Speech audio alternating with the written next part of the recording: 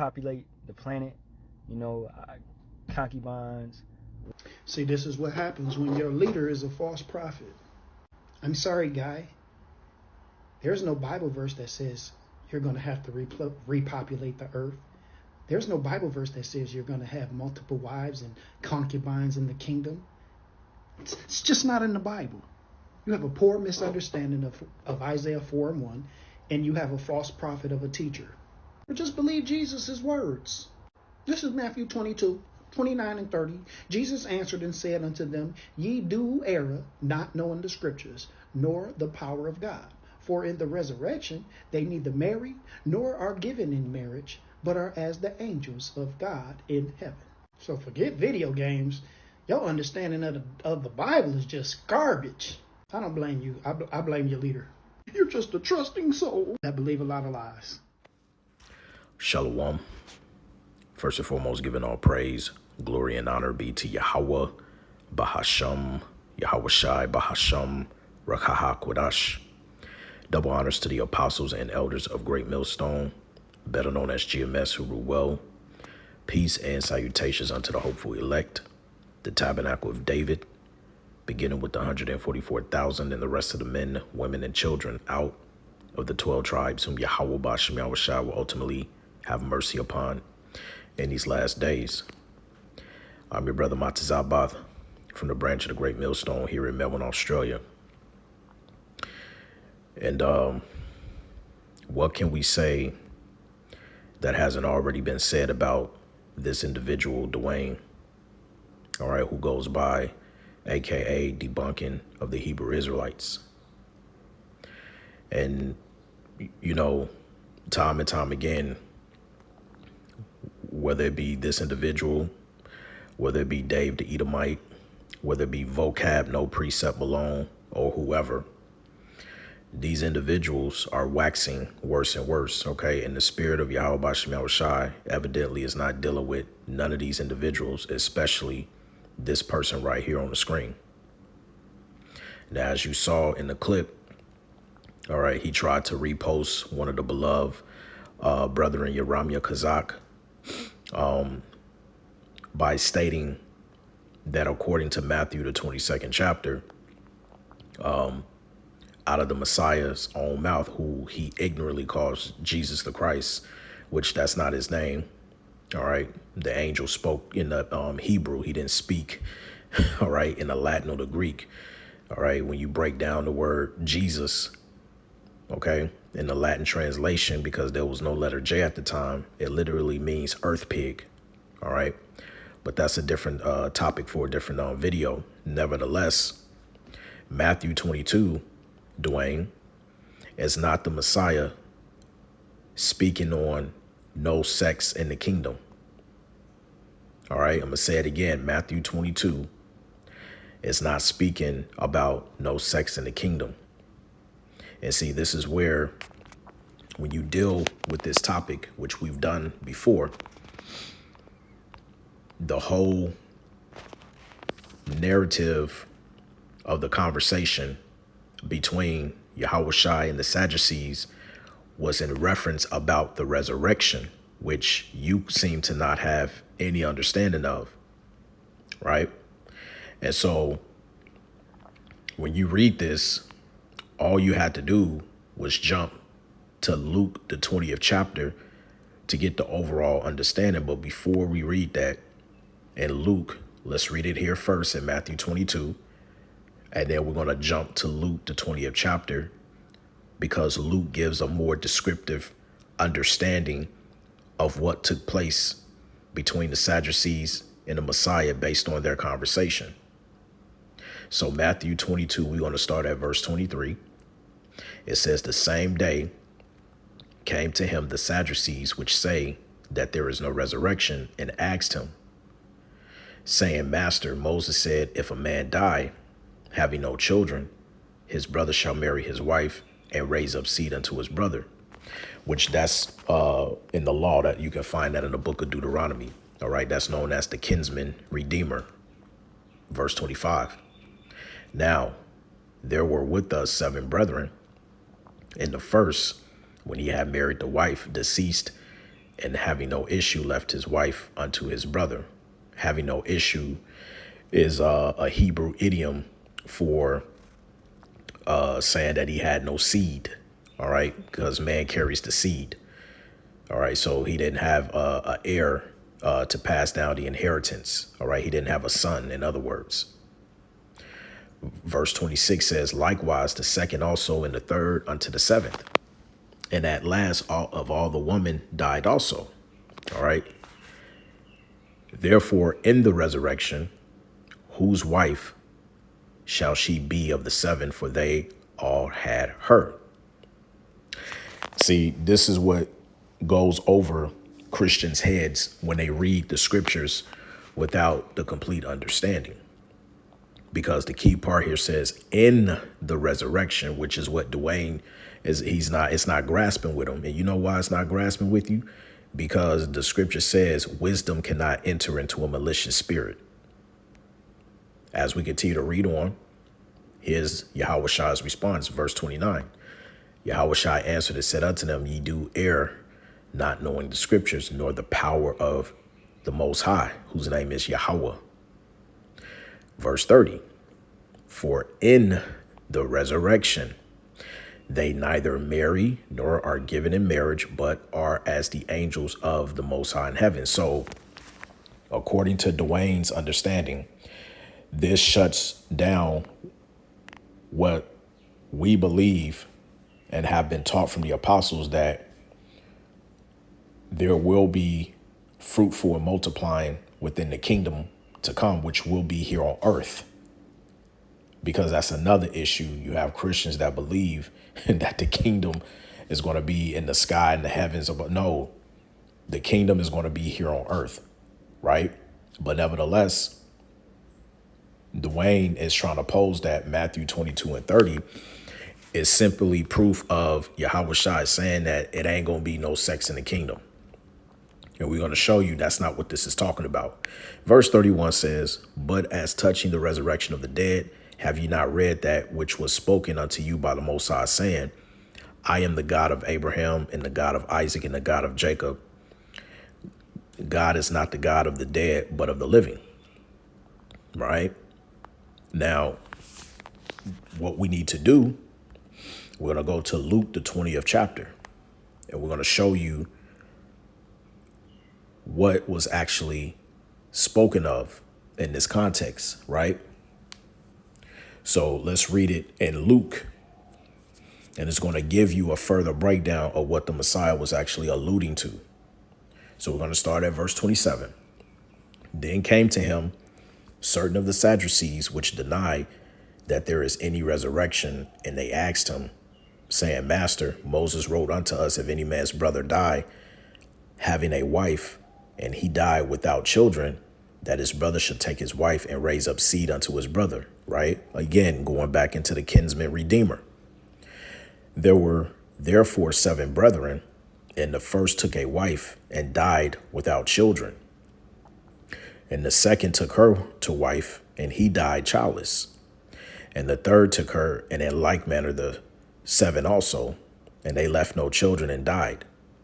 Last of all, the woman died also. Therefore, in the resurrection, whose wife of them is she? For 7 had her to wife. Now pay very close attention to what the Messiah says pertaining to the book of Luke, the 20th chapter. All right. Verses 34 really to verse 36. And Yahushua answering said unto them, the children of this world marry and are given in marriage. Why did he start off by saying that, Dwayne? Because if you understood the creation story, okay, going back to Genesis, the 1st chapter, what was the commandment given to man and woman? Let's go there. Genesis 1, verse 26. And I'm going to read it verbatim.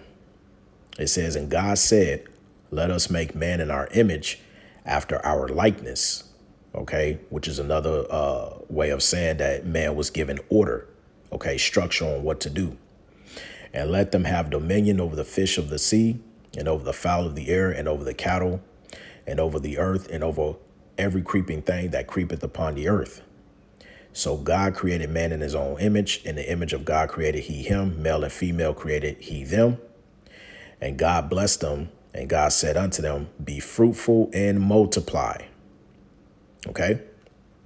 Be fruitful and multiply and replenish the earth and subdue it and have dominion over the fish of the sea and over the fowl of the air and over every living thing that moveth upon the earth.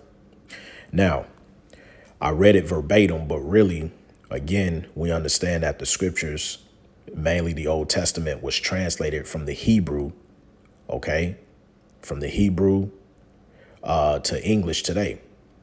So in the original text, the original language, I should say, the word God there really means Elohim in the Hebrew, which means judges, angels, rulers, when you go into the actual definition. So really it should read the Elohim or the powers, bless them. OK, just want to throw that out there for edification purposes. Now, the key part here in verse 28, we understand that man and female were created, right? And were told to be fruitful and multiply. OK, they were told to be fruitful and multiply because when you go into, well, I'll just keep it simple like this for, for newcomers that come in. Basically, when you go back to Luke, the 20th chapter, right? And we're going to read verse 34 again. It says, and Yahushua answering said unto them, the children of this world marry and are given in marriage. OK, because that was the commandment from the beginning. All right. To simplify it even more, that's the whole purpose of, procreation on the planet Earth. OK, so when you understand that, continuing on, it says, verse 35, but they which shall be accounted worthy to obtain that world. Let's stop right there. Notice there's a comma, right? But we're going to deal with this first part of the verse. But they which shall be accounted worthy to obtain that world. What is he talking about here, Dwayne? Who was the they? To obtain what world? Because essentially what he's saying is, when you go back to verse 34, in this world, in this age, OK, the children marry here under Esau Edom's system. OK. But in verse 35, those that are accounted worthy is because, remember, the topic is speaking about the resurrection. So when you speak about the resurrection, it's really talking about those who have passed away, that are dead, and they are in the spiritual realm. They are the ones that are accounted worthy. Why? Because they are found written in the book of life. It says here, verse 35, but they which shall be accounted worthy to obtain that world and the resurrection from the dead, meaning they're already in the spiritual realm. You see? Do you see it, Dwayne? And the resurrection from the dead. Neither marry nor are given in marriage. Now let's break it down. We're going to break verse 35 down. What does he mean from the resurrection of the dead, neither marry or are given in marriage? Because now we have to go back to 1 Corinthians. OK. The 15th chapter. And Paul breaks it down.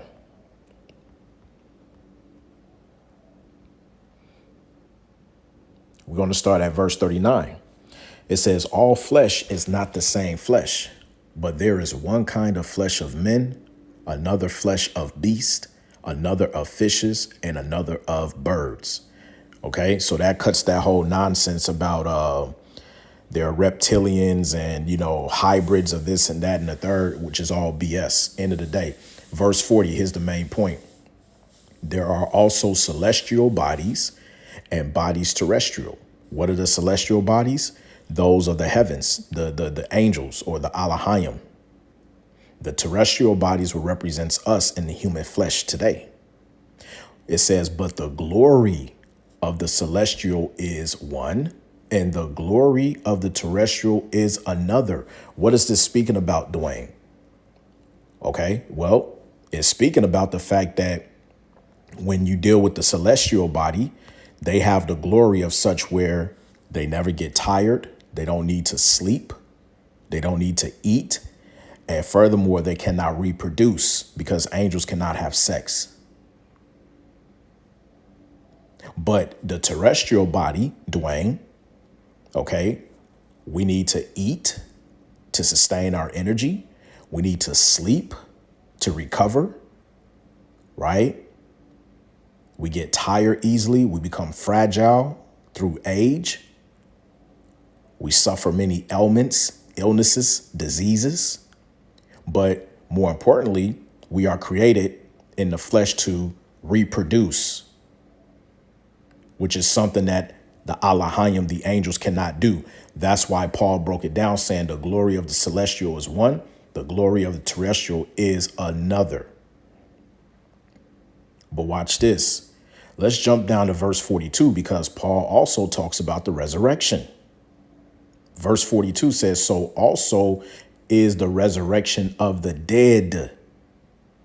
Did not Yahweh Shai spoke about this in Luke, the 20th chapter? Those who are accounted worthy to obtain that other world, the resurrection of the dead, meaning they're already in the spiritual realm. They're dead. So when they die, right, what happens to them? They have a what? Let's go to 2 Corinthians, the 5th chapter. Dwayne.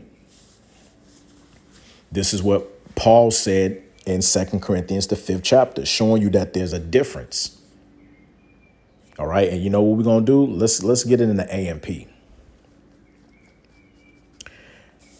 This is in the amplified version. 2 Corinthians 5:1. For we know that if the earthly tent, our physical body, which is our house, is torn down through death, Dwayne, we have a building from the Most High, Yahweh, a house not made with hands, eternal in the heavens.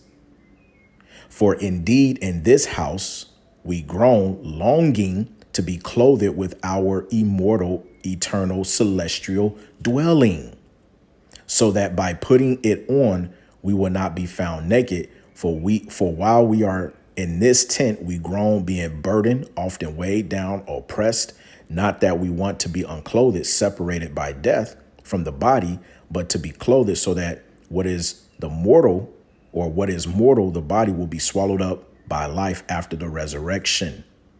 In other words, death is swallowed up in victory, going back to 1 Corinthians, the 15th chapter.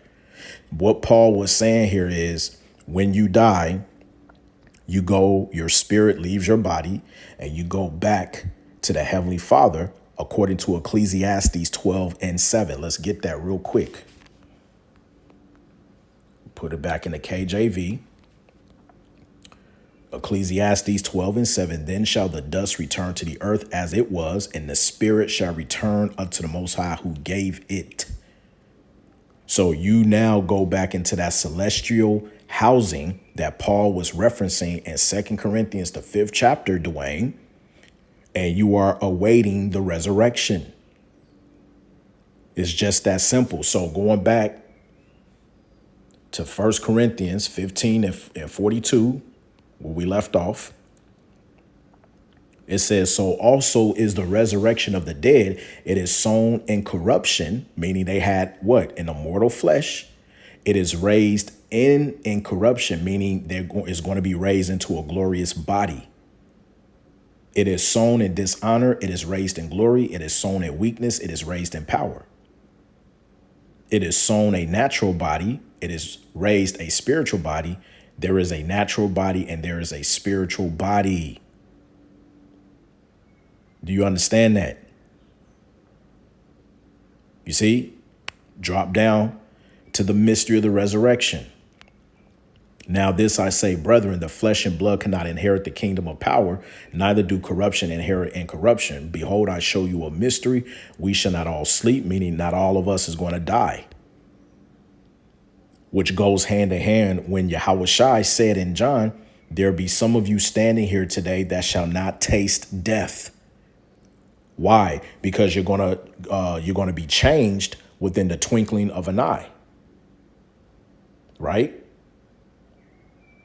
Read the very next verse, verse 52. In a moment, in the twinkling of an eye, at the last trump, for the trumpet shall sound, and the dead shall be raised incorruptible, and we shall be changed. Meaning you're going to get that glorious body coming back on the earth, which when you come back on the earth, you're going to multiply, procreate. And we're going to show you that in the scriptures, Dwayne, because you don't know what the hell you're talking about. Verse 53, for this corruptible must put on incorruption, and this mortal must put on immortality. So when this corruptible shall have put on incorruption, and this mortal shall have put on immortality, then shall be brought to pass the saying that is written, death is swallowed up in victory. Because when the kingdom is established, Dwayne, the Israelites are not going to die anymore. They're going to be immortal. And yes, they're going to be having sex in the kingdom. We're going to show you. So back to Luke, the 20th chapter. We left off. Read verse 35 again. But they which shall be accounted worthy to obtain that world, the new age, right? Which is the Davidic kingdom, and the resurrection from the dead, neither marry nor are given in marriage, Dwayne. So what is that saying? That's saying that, look, those who are awaiting in the spiritual realm that have died, that are known as the resurrection of the dead, they can't marry in the spiritual realm because angels do not have sex. That's not speaking of the kingdom. Let's get this in another translation. What does the NLT say? But in the age to come, those worthy of being raised from the dead, meaning they're already dead, Dwayne. That's why they can't procreate, because their spirits is in the spiritual realm. Will neither marry nor be given in marriage. Amplified version, but those who are considered worthy to gain that other world in that future age, in the resurrection from the dead, neither marry nor are given in marriage. Now let's go back and read verse 36. Neither can they die any more, for they are equal unto the angels and are the children of power, being the children of the resurrection. That's what it was talking about in Matthew, the 22nd chapter. See, you should have just came to Luke, the 20th chapter, and it breaks it down itself. The Messiah is not saying that they're not going to procreate in the kingdom. He is saying, based upon the Sadducees' belief, because remember, when you look up Sadducees, they don't believe in the resurrection.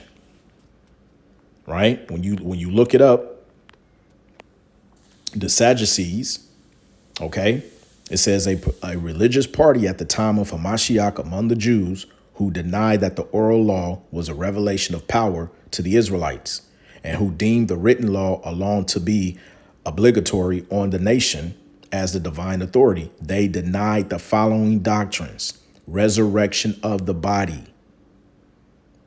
You see, that's first on the list, Dwayne. They denied resurrection of the body. They denied immortality of the soul. They also denied existence of spirits and angels. That why you think they asked him with the woman who has several husbands and all of them ended up passing away in the next life or whatever, whose wife would she be out of the seven? Because they didn't believe in the resurrection. So the Messiah, he had to break it down to them, which he already knew, their belief. But for edification purposes, he still broke it down. That's why he said, you do err not knowing the scriptures, which is the same like you, Dwayne. You do err not knowing the scriptures. It says divine predestination, affirm free will. You see? So they are, Yahweh Shai already knew what time it was, but just for the sake of edification purposes, read verse 36 again. Neither can they die anymore. Why? Because they're already dead. They're in the spiritual realm. For they are equal unto the angels and are the children of power, being the children of the resurrection. So now let's show you that when the kingdom is established, there will be children and children's children multiplied in the land of Israel when the true Israelites go back in the land after being redeemed from the four corners of the earth. Let's show you that, Dwayne. Let's go to Ezekiel, end time prophecy, the 37th chapter. And what does it say starting at the 24th verse? The Davidic kingdom. Keep in mind, Ezekiel wrote, this is way after David then passed away. So what is Ezekiel prophesying, Dwayne? Here, he's prophesying about a future kingdom that's to come, where David will be risen and sit on the throne under the Messiah. Ezekiel 37:24. And David, my servant, shall be king over them, and they all shall have one shepherd. They shall also walk in my judgments and observe my statutes and do them, and they shall dwell in the land that I have given unto Jacob my servant, wherein your fathers have dwelt, and they shall dwell therein, even they, listen closely, Dwayne, and their children and their children's children forever. And my servant David shall be their prince forever. In order for you to have children and children's children, David, that means you're going to have had sex with your wives. We're going to show you, because this ain't the only precept. Verse 26, moreover, I will make a covenant of peace with them. It shall be an everlasting covenant with them, and I will place them and multiply them. What is that talking about, Dwayne? How can you be multiplied, Dwayne? We're going to show you. It says, and will set my sanctuary in the midst of them forevermore. Now, did not King Solomon, Dwayne, say this about one interest in the world? Let's get Wisdom of Solomon, chapter 7. And I'm going to start at the top.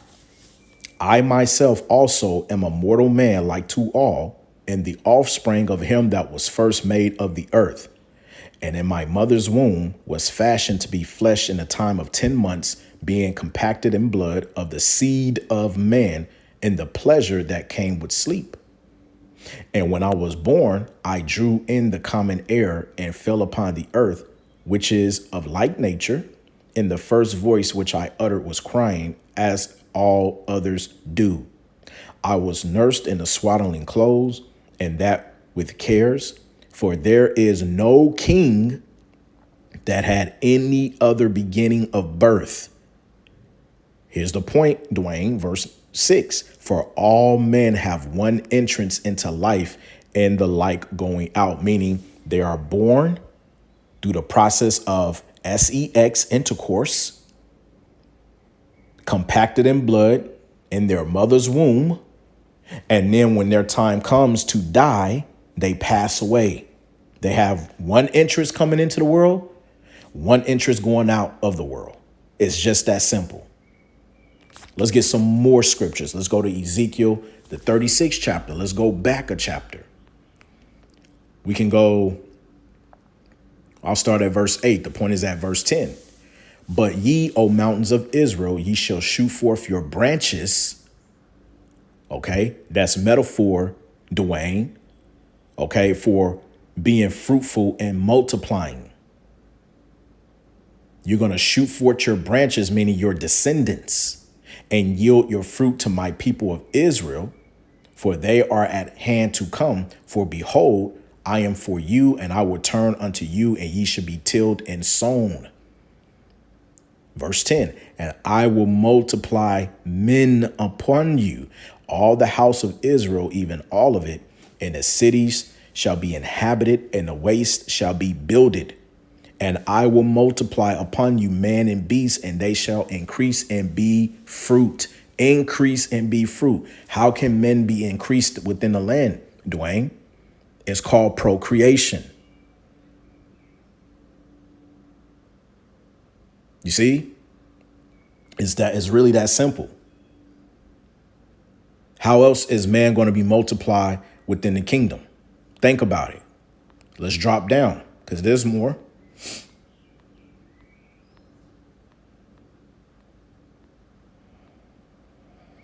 And let's start around verse 37 and verse 38. Thus saith the Lord Yahweh, I will yet for this be inquired of by the house of Israel. To do it for them, I will increase them with men like a flock. As the holy flock, as the flock of Jerusalem in her solemn feasts, so shall the waste cities be filled with the flocks of men, and they shall know that I am Yahweh. You see, this is all speaking about the kingdom to come. Israel's going to be renewed. Let's get another one. Isaiah 60. Okay, this is also in the kingdom to come. Verse 21 and 22, thy people also shall be all righteous. They shall inherit the land forever. The branch of my planting, the work of my hands, that I may be glorified. Listen closely, Dwayne. Verse 22, a little one shall become 1,000. And a small one, a strong nation. I, Yahweh, will hasten it in his time. What is this talking about? How would a little one become 1,000, Dwayne? Except they be fruitful and multiply. Let's get one more for good measure. 1 Timothy 2 and 15, dealing with the woman. It says, notwithstanding she, okay, the elect woman, shall be saved in childbearing if they continue in faith and charity and holiness with sobriety. Because this is really twofold, because really this is talking about the woman.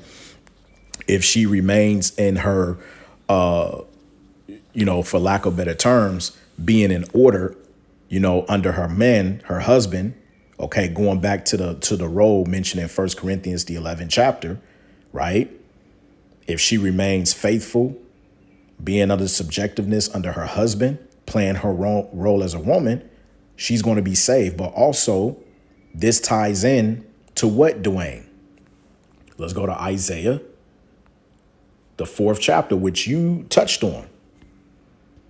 Okay, and you also said this in your other videos. It says a remnant prepared. And in that day, 7 women shall take hold of one man, saying, we will eat our own bread and wear our own apparel. Only let us be called by thy name to take away our reproach. Because when you read the chapter when you read the previous chapter in Isaiah, the 3rd chapter, and you start at the bottom, what's coming based upon World War III and everything, there's going to be a shortage of men. So this is why this prophecy is going to take place on this side. It says, verse 2, in that day shall the branch of Yahweh be beautiful and glorious, and the fruit of the earth shall be excellent and comely for them that are escaped of Israel. It's talking about the remnant. It says, and it shall come to pass that he that is left in Zion and he that remaineth in Jerusalem shall be called holy, even everyone that is written among the living in Jerusalem. That's found written in the book of life. When Yahweh shall have washed away the filth of the daughters of Zion, and shall have purged the blood of Jerusalem from the midst thereof by the spirit of judgment and by the spirit of burning. So it's going to be a beautiful day, because this is proof that the women is going to come back in order as the way of the ancient world, which also proved that men are going to have multiple women. They ain't just going to be dealing with one woman. Let's also get another end time prophecy. Isaiah 14 and verse 2. It says, for Yahweh will have mercy on Jacob. I'm going to start at verse 1. And will yet choose Israel and set them in their own land. And the strangers, talking about Israelite foreigners, we already run into this and broke this down, shall be joined with them, and they shall cleave to the house of Jacob.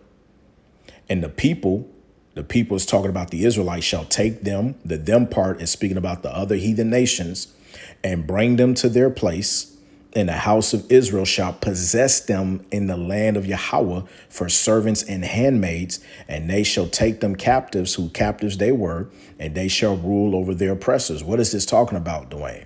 When it says servants and handmaids, when you go into the word handmaids, okay, let's look that word up there. Strong's H 8198. Shifcha. Shifcha. It says a maid servant, slave girl, okay, as belonging to a mistress. Strong's definition says a female slave as a member of the household, bondmaid, a wench, bondwoman. But when you drop down to the Brown River Briggs lexicon, it also can mean, or originally, as you see here, concubine. You see that, Dwayne? So the Israelites, when they take hold of the other nations and they see a woman and they want to possess that woman as a handmaid, according to the law written in Deuteronomy, the 21st chapter, okay, they can possess them as a concubine. Yes, Dwayne, this is going to be in the kingdom. They're going to take them. They're going to take the men as servants. They're going to put them to work. And they're going to take the women that they desire to have as a wife as a concubine, which is a lesser wife. And this is going to be in the kingdom. This is an end time prophecy. This has not happened yet. The Israelites have not all returned back to the land and possess over the heathen nations.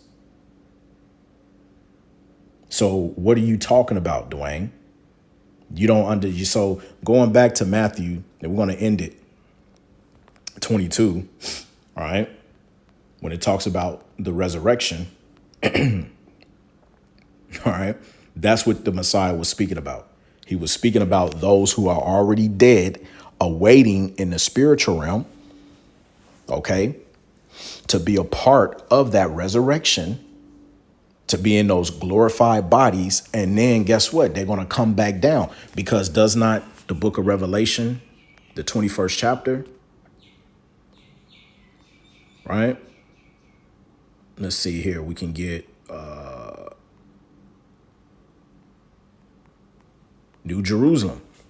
Revelation 21:10. And he carried me away in the spirit to a great and high mountain and showed me that great city, the holy Jerusalem, descending out of heaven from power. Now, why were they descending out from heaven? Because you got to remember, all right, when you go back to Revelation, the 11th chapter, they were beamed up. All right. Revelation 11 and verse 12, straight to the point. It says, and they heard a great voice from heaven saying unto them, come up hither. And they ascended up into heaven in a cloud, which is a chariot, pursuant to Psalms chapter 104 and verse 3. And their enemies beheld them. Right. Because this is that same cloud that when you go to Matthew 24 and 30, 31, we'll start at 30. It says, and then shall appear the sign of the Son of Man in heaven, and then shall all the tribes of the earth mourn. Okay, the Israelites, and they shall see the Son of Man coming in the clouds of heaven with power and great glory. That's why it said in Revelation, come up hither. They ascended up into heaven in a cloud. The cloud represents the chariot, which today you ignorantly call a UFO or UAP. Right? Verse 31, and he shall send his angels with a great sound of a trumpet, and they shall gather together his elect from the four winds, from one end of the heaven to the other. This is the vision that John the Revelator saw in Revelation, the 11th chapter, when it said, come up hither. So they were beamed up. Let's also get that in Isaiah. What's that? Isaiah 26. I believe. Isaiah 26 and 20. Come, my people, enter thou into thy chambers, the chariots, and shut thy doors about thee. Hide thyself, as it were, for a little moment, until the indignation be overpassed. Right? Let's get another one. 1 Thessalonians 4. Okay. 16. For the Lord himself shall descend from heaven with a shout, coming in that cloud, with the voice of the archangel and with the trump of power. Matthew 24:31. He shall blow his trumpet, and his angels shall gather the elect from the four winds, which is what we just read, did we not? And the dead in Hamashiach shall rise first. That's the resurrection of the dead, Dwayne. Then we which are alive and remain shall be caught up together. Come up hither. Revelation, the 11th chapter. Come up hither with them in the clouds. Precept must be upon precept, Dwayne. Through thy precepts I get understanding. Therefore I hate every false way. You never read that, did you? That's Psalms chapter 119, verse 104. Read it your damn self. To what? Meet Adawanya, which is Hebrew for Lord, in the air, and so shall we ever be with Adawanya, or Adawan. Adawan means Lord. Adawanya means my Lord. Wherefore comfort one another with these words. So listen, man, we can do this all day, but the point of the matter is, all right, they're going to be caught up, right? But they're going to be changed. Going back to 1 Corinthians, the 15th chapter, they're going to be changed in the twinkling of an eye. And then they're going to descend back down. That's why John the Revelator said he saw them go up, come up hither. But then afterwards, he saw them come back down from that cloud.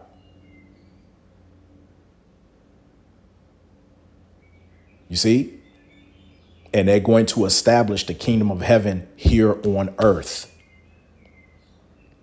And yes, they're going to be procreating, populating, all of the above. So, you know, hey, and that's the video. But hey, man, keep doing what you're doing, Dwayne. All right. You ain't got it. You don't have it. You completely butchered Matthew, the 22nd chapter. So you know what? That's all I got on that. Al Baratazan, this was edifying. It's on to the next. Shalom.